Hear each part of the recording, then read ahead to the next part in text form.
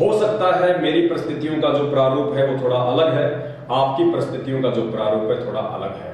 कोई भगत शारीरिक रूप से दुखी हो सकता है, कोई आर्थिक रूप से दुखी हो सकता है, कोई सामाजिक, तो कोई पारिवारिक, तो कोई ऑफिशियल रूप से दुखी हो सकता है। लेकिन समाधान सबका परमात्मा का ये तत्व ज्ञान ही है, ये ज्ञान आधार ही है। तो परमेश्वर ने कहा कि आपने दुखों में भक्ति करनी पड़ेगी और आसरा आपने अपने पूज्य गुरुदेव जी का ही रखना है। आपने चूचू में ही भक्ति करनी पड़ेगी। आप सोचो मुझे सारे सुख हो जाएं तो वो जिंदगी में नहीं होने, और यदि हो गए तो भी आप भक्ति नहीं कर पाओगे, क्योंकि वो सुख आपको भावों में भावित नहीं होने देगा, आपके अंदर वो गुण पैदा नहीं होने देगा जो गुण एक सुयोग्य भगत में होने चाहिए। इसलिए परमात्मा ने कहा कि हमारे को चूचू में ही भक्ति करनी पड़ेगी और दूसरा कोई तरीका, कोई समाधान नहीं है। सुनिए परमपिता परमेश्वर जी का ये अनमोल सत्संग। कई प्रकार की टेंशन हो जाती है, किसी प्रकार की कई चिंताएं होती हैं, लेकिन चिंताएं तो हैं, चिंता भी नाम से ही समाप्त होंगी और परमात्मा की भक्ति तक करनी पड़ेगी, इन चिंताओं में करनी पड़ेगी। एक समय एक दरोगा जी जून के महीने में यानी गर्मी के मौसम में घोड़ी पर सवार होकर जा रहा था किसी दूसरे गांव में। रास्ते में किसान ने रहट जोड़ रखा था, रहट, हरहट।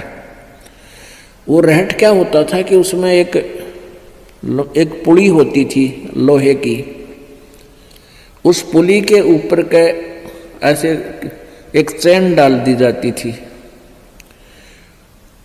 और उसको कोल्लू की तरह, एक कोल्लू आपने देखे हो हाथ के बैलों वाले कोल्लू, उस तरह कोल्लू की तरह बहल से चलाया जाता था और वो रहट का व्हील घूमता था वह पुड़ी, और उसके ऊपर चैन लगी होती थी। नीचे एक कुआं होता था, वो चैन इतनी लंबी होती थी कि कुएं के जल को छूती थी नीचे तक, और उसका बाल्टियां वेल्ड कर दी जाती थी चैन के ऊपर।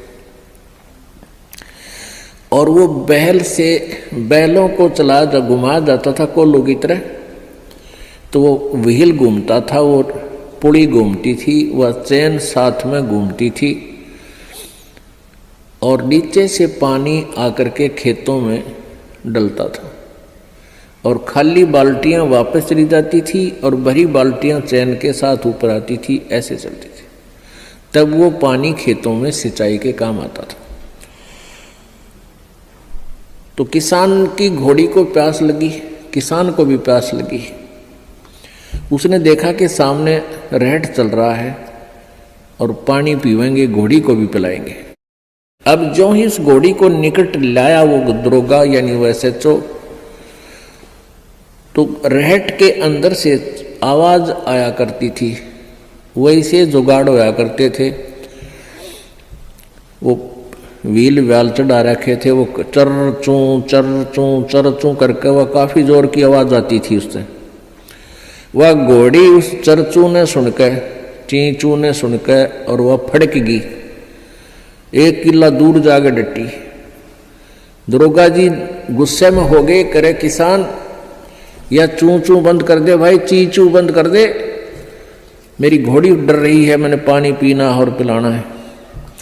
अब किसान ने वो बैल रोक दिए, जो बैल चल रहे थे, कोल्लू को सा फिरा रहे थे, उससे वो चलने से आवाज आ रही थी, पानी भी आ रहा था। तो किसान ने वह बैल रोक दिया तो पानी आना, जल आना भी बंद हो गया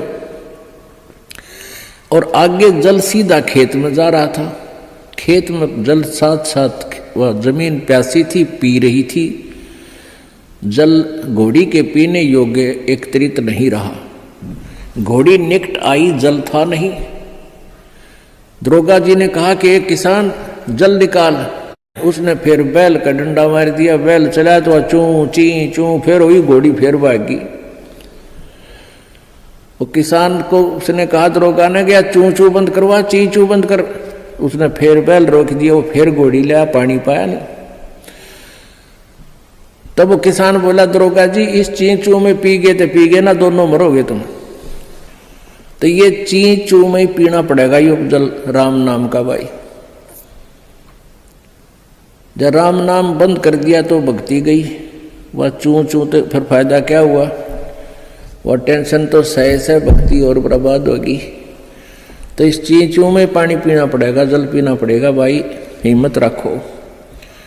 और एक दिन परमात्मा ऐसी कृपा करेगा या चींचू भी बंद हो जाएगी, क्योंकि परमात्मा के नाम से सब दुख दूर होते हैं। तो परमेश्वर ने हमारे को कितने प्यारे ढंग से ये समझाने का प्रयास किया है, दरोगा जी की एक छोटी सी कथा का सहारा लेके, कि यदि आपको पानी पीना है दरोगा जी, तो आपको चूचू में ही पानी पीना पड़ेगा।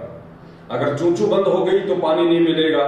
चूचू बंद यानी अगर शांति हो गई, अगर सुख हो गया, तो आपको भक्ति नहीं मिलेगी, फिर आपके भाव नहीं बनेंगे, आपको वो वस्तु नहीं मिलेगी।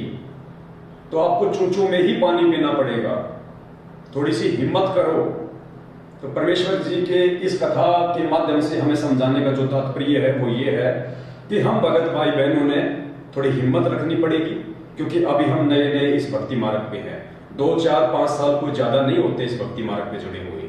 पुण्यात्माओं, हमें गुरुदेव ने बताया कि हम एक छोटा सा आम का पौधा लगाते हैं और 5-6 साल में जाके वो आम का पौधा एक पेड़ बनता है, वो फल देने लायक बनता है। लेकिन 5-6 साल तक वो माली, वो व्यक्ति क्या करता है, उसकी देख रेख करता है, उसको पानी देता है, उसको खाद देता है, जानवरों से उसकी सुरक्षा करता है 5-6 साल तक। इतनी मेहनत के बाद फिर वो पौधा पेड़ बनता है, फिर उसके फल लगते हैं। और परमात्मा ने बताया फिर उसके इतने फल लगेंगे, खुद भी खाओ, आड़ोसी पड़ोसी भी खाएं, रिश्तेदार भी ले जाएं, तो भी कोई कमी नहीं आनी। तो पुण्यात्माओं, हम 4-5 साल इस परमपिता परमेश्वर को ज्ञान आधार से भक्ति करके, मर्यादाओं में भक्ति करके हम समय दें। और उसके बाद देखना, परमेश्वर का वचन कभी खाली नहीं जा सकता। जो परमात्मा कह रहे हैं कि फिर एक दिन आपको सुख भी होगा, इसी भक्ति से होगा, इसी राम नाम से होगा, इसी चूचू में भक्ति करते रहने से होगा।